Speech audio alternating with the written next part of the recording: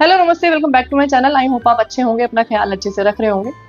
बहुत सारे कमेंट्स मेरे पास ऐसे आते हैं जिनको पढ़ने के बाद मुझे ऐसा रियलाइज़ होता है कि आप लोग ना एक टॉक्सिक रिलेशनशिप में हो और आपको खुद ये रियलाइज़ नहीं है कि आप किस तरह के रिलेशनशिप में हो और आप कहाँ जा रहे हो। तो मुझे ऐसा लगा आज कि मैं आपको कुछ ऐसे साइंस बताऊं कि आपको ये रियलाइज़ हो सके, आपको ये फील हो सके कि हाँ, आप एक टॉक्सिक रिलेशनशिप में हो और आपको इससे ना जल्दी से जल्दी बाहर निकल जाना चाहिए। तो टॉक्सिक रिलेशनशिप के साइंस बताने से पहले मैं आपको ये बताना चाहती हूँ कि एग्जैक्टली एक टॉक्सिक रिलेशनशिप होता क्या है।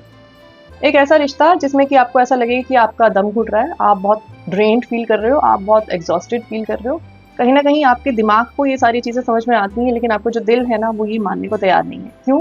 क्योंकि आप उस इंसान को छोड़ने को तैयार नहीं हो, क्योंकि आप ओवरली एडिक्टेड हो चुके हो उस इंसान के। और अगर आप ऐसे रिलेशनशिप में बने रहना चाहते हो या फिर उस इंसान को वापस अपनी लाइफ में लाना चाहते हो, तो आपकी जो आने वाली ज़िंदगी है ना वो किसी हेल से कम बिल्कुल भी नहीं होगी। आपको ये चीज़ समझनी पड़ेगी। तो चलिए बात करते हैं कि वो साइंस क्या है जिससे आपको पता चले कि आप एक टॉक्सिक रिलेशनशिप में हो। तो पहली चीज़ जो है वो ये है कि बहुत कंट्रोलिंग बिहेवियर, मतलब कि आपको कहाँ जाना है, कहाँ नहीं जाना है, कैसे उठना है, कैसे बैठना है, किससे बात करनी है, किससे बात नहीं करनी है, सारा का सारा जो कंट्रोल है ना वो सामने वाले के हाथ में है। आप अपनी मर्जी से अपनी लाइफ में ना कुछ नहीं कर सकते हो। और अगर आपने अपनी मर्जी से कभी भी कुछ ऐसी चीज़ करने की कोशिश की, तो अगर सामने वाले इंसान को पता चल जाती है ना, तो उसका फिर जो बिहेवियर होता है ना बहुत ही एग्रेसिव बिहेवियर हो जाता है आपके लिए। दूसरी चीज़ लैक ऑफ सपोर्ट, मतलब आपकी जो लाइफ की चीज़ें हैं ना जो आप कर रहे हो उनमें कभी भी आपको सपोर्ट ना करना, कभी अप्रिशिएट ना करना, और आपको बात बात पे छोटा दिखाना कि मतलब आप में कोई ऐसी क्वालिटी नहीं है या आपकी कोई अचीवमेंट नहीं है। जो भी चीज़ें हो रही हैं वो अपने आप हो रही हैं आपके साथ, आपके अंदर एज ए पर्सन कोई खास क्वालिटी नहीं है, आपको लेट डाउन फील कराते रहना। तीसरी चीज़ बात बात पे ब्लेम करना, मतलब कि जहाँ पे आपकी गलती नहीं है वहाँ पे भी आपको ब्लेम करना, और जहाँ पे उनकी गलती भी है ना वहाँ पे भी वो आपको ही ब्लेम करेंगे। अगली चीज़ जो है वो है आइसोलेशन, मतलब कि आपको अपनी फैमिली और फ्रेंड्स से दूर रखने की कोशिश करना। मतलब आपको ये बार बार बोलना कि आप इन फ्रेंड्स के साथ मत बाहर जाओ, इन फ्रेंड से बात मत करो, या फिर अपने इन फैमिली मेम्बर से थोड़ा डिस्टेंस बना के रखो। कहीं ना कहीं आपको अकेला महसूस कराना, आपको अकेला रखना बाकी की दुनिया से, क्योंकि आपको वो कंट्रोल करना चाहते हैं। और अगर आप किसी और के साथ होंगे तो आपको कोई ना कोई एडवाइस कर सकता है दूसरा इंसान, और आप फिर उनके कंट्रोल से ना बाहर आ सकते हो। तो ये सारी उनकी सोची समझी प्लानिंग होती है कि कैसे वो आपके ऊपर ना अपना कंट्रोल बना के रख सकते हैं। चीज़ जो है वो है आपका बहुत ज़्यादा ड्रेन्ड फील करना। उस रिश्ते में बने रहने के बाद आपको बहुत ज़्यादा ना ड्रेन्ड, बहुत ज़्यादा एग्जॉस्टेड, बहुत ज़्यादा अनहैप्पी, बहुत ज़्यादा सैड या बहुत ज़्यादा एंशियस फील होता है। तो इन सब साइंस के बारे में ना आप बैठ के सोचना, इंट्रोस्पेक्ट करना कि क्या ये सारे जो साइंस है ना वो आपकी रिलेशनशिप में हैं, और अगर हैं तो डेफिनेटली आप एक टॉक्सिक रिलेशनशिप में हो।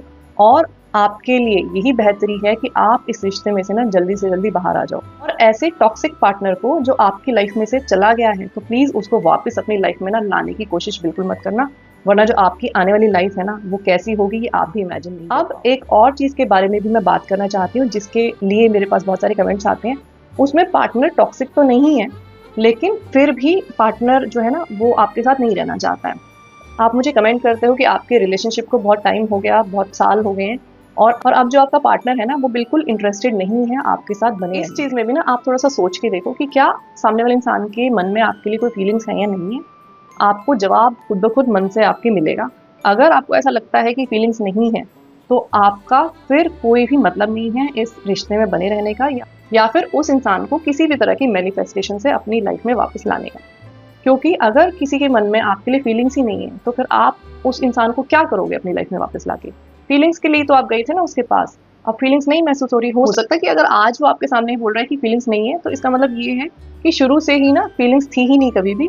वो बस एक गलत फहमी में, एक फ्लो में कई बार चीज़ें चलती चली जाती है ना।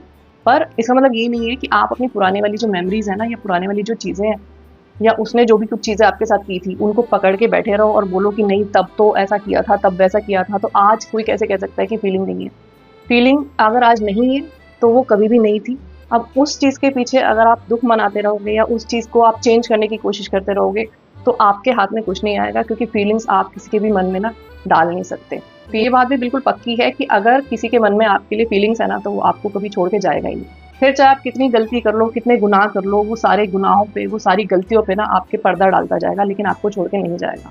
अब मैं ये भी मानती हूँ कि ये सब करने में आपको दुख होगा, क्योंकि कहीं ना कहीं आपने सच्चे मन से चीज़ें की, आपने सच्चे मन से रिश्ते को निभाया। तो मैं ये चीज़ बिल्कुल अच्छे से समझती हूँ कि आपको कैसा फील होगा। तो आप अपने आप को इस दुख से निकालने के लिए अपने आप को ये समझाने की कोशिश करो कि ये जो टाइम चल रहा है ना, जिसमें मोस्टली लोग एक दूसरे को धोखा देते हैं, चीज़ों को मैनिपुलेट करते हैं, बैक स्टैब करते हैं, फेक करते हैं।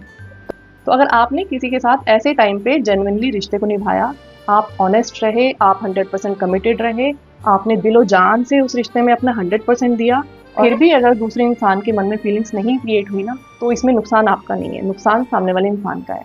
इस चीज़ को समझो।